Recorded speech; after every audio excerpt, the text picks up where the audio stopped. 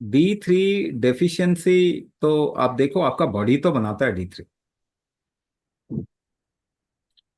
आप बाहर से लेके क्या D3 का डेफिशिएंसी क्योर कर सकते हैं?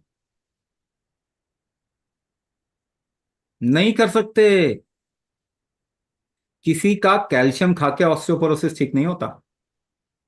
100 साल में कोई एविडेंस दिखाओ मुझे। D3 खा के किसी का विटामिन डी का डेफिशिएंसी ठीक हो गया, ऐसा कोई एम्पेरिकल एविडेंस तो दिखाओ ना।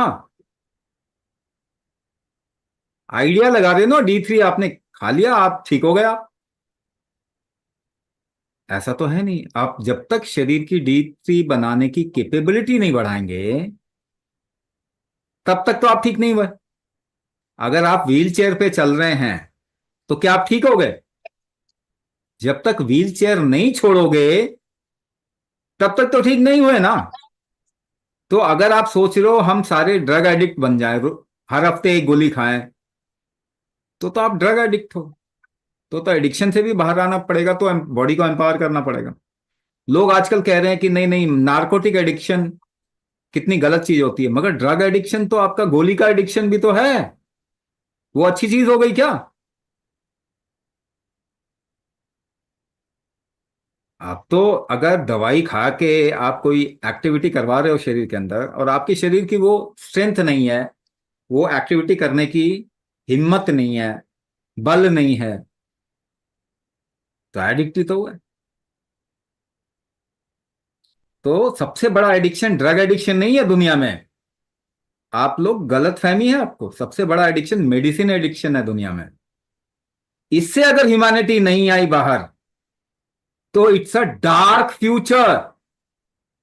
It's a dark future. हमारे बच्चे बच्चे अपाहिज हो जाएंगे। सबसे बड़ा क्राइम अगर कोई ह्यूमैनिटी पे है, इट्स अ केमिकल मेडिसिन। इससे बड़ा क्राइम कुछ भी नहीं है, ना कभी हुआ हिस्ट्री ऑफ ह्यूमन काइंड में। ड्रग एडिक्शन मेडिसिन एडिक्शन है सबसे बड़ा। नार्कोटिक एडिक्शन इतना बड़ा नहीं है। नार्कोटिक एडिक्शन इतना बड़ा एडिक्शन नहीं है जितना मेडिसिन एडिक्शन बड़ा है, और मेडिसिन पूरे मानवता को अपाहिज बनाएगा ही बनाएगा। 100 साल में there is enough evidence of it. तो ये भी तो निकालो। हाँ, जब आपकी बॉडी एम्पावर होती है, but you have to expose your body to the elements. ये भी तो ध्यान रखो, आप घर में बंद होके रहेंगे। कभी कभी जब सन अच्छा आता है, ठंड में खास करके, if you take enough sunlight, वो पूरे साल काम करेगा आपके लिए। अगर आपके शरीर में इवन सीजन अगर अच्छा है, if you take enough sunlight, वो पूरे साल काम करेगा। D3 जो मैन्युफैक्चर होगा, डी मैन्युफैक्चर होगा आपके बॉडी में। तो वो थोड़ा एक्सपोज करना चाहिए। सिंथेटिक विटामिन डी खाने के बाद में आप उसको रिप्लेनिश कर रहे हो जो कमी है आपके बॉडी में, ये कोई सही तरीका नहीं है।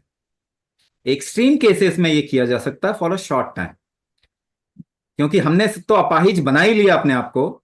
तो क्या करें, एक्सट्रीम केस में थोड़ा सपोर्ट ले लिया, but then you will have to correct yourself. There is no option for that.